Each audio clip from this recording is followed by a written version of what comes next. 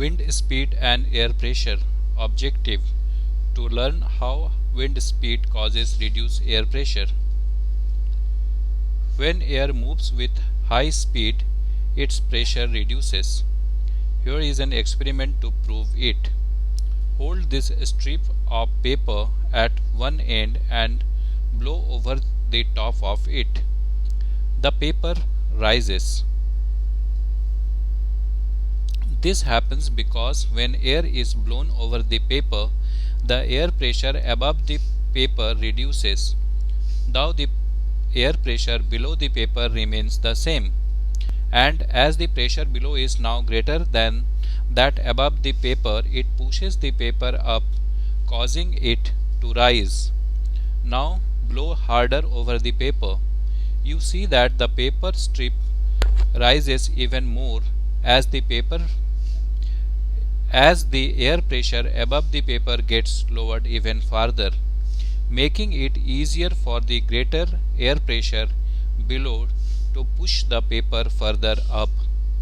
Thus we have seen that when air moves with an increased speed, its pressure drops.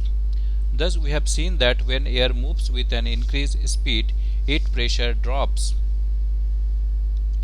This was first observed by Swiss mathematician Daniel Bernoulli. This can be shown by another simple experiment.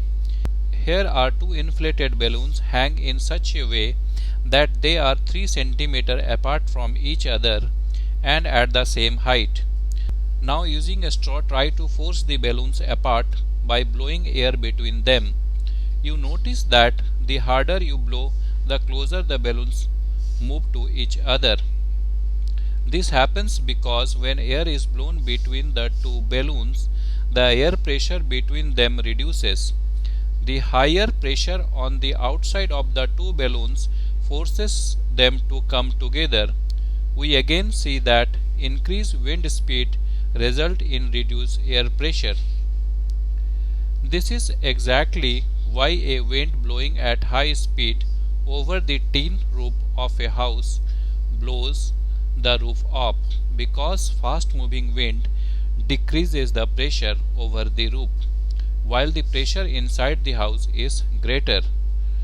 To summarize, an increased wind speed results in reduced air pressure in that region. The faster the air moves, the more is the drop in the pressure in that region.